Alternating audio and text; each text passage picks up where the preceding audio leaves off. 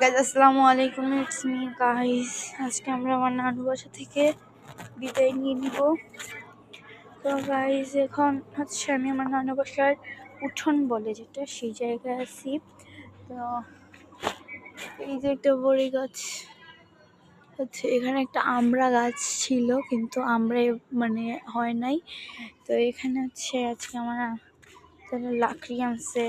তারপর এখানে হচ্ছে একটা পেয়ারা গাছ।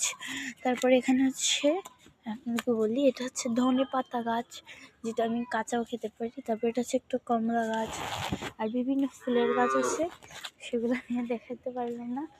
তো গাইজ অনেক মিস করবো বড়ই গাছটাকে, কারণ বড়ই গাছ থেকে আমি এখনো একটা বড়ইও খেতে পারলাম না, অনেক কষ্ট লাগে।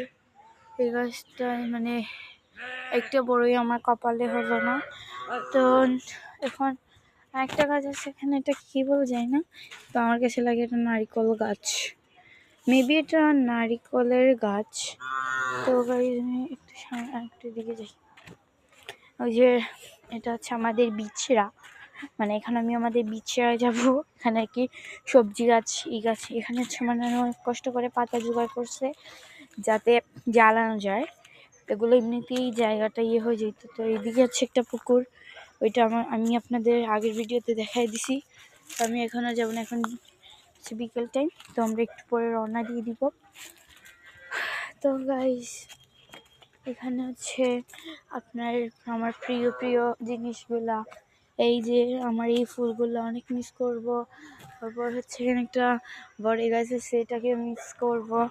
তো আরও হচ্ছে আমি ভাবতেছি গাইস কি জানেন, আমি আবার চলে আসি, না হলে যাবো না, আমার ভালো লাগে না। এখানে হচ্ছে ওনারা কাপড় দেয়, তো অনেক কষ্ট হয় এখানে মানে কি করতে। তো এখানে হচ্ছে একটা মানে কি গাছ জানি, এটা নাম লাউ গাছ। এটা হচ্ছে একটা লাউ গাছ, আপনাকে ওই ভিডিওতে দেখাইছিলাম।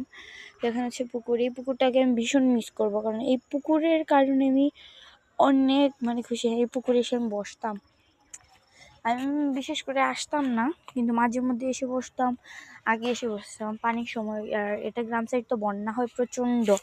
তো বন্যার সময় তো আর কিছু মানে এই জায়গাটা পুরোই ভরা থাকে পানি, পুরো আমার হাঁটু পানি থাকে এখানে। তো আর কি করার গাইস, চলে যাই।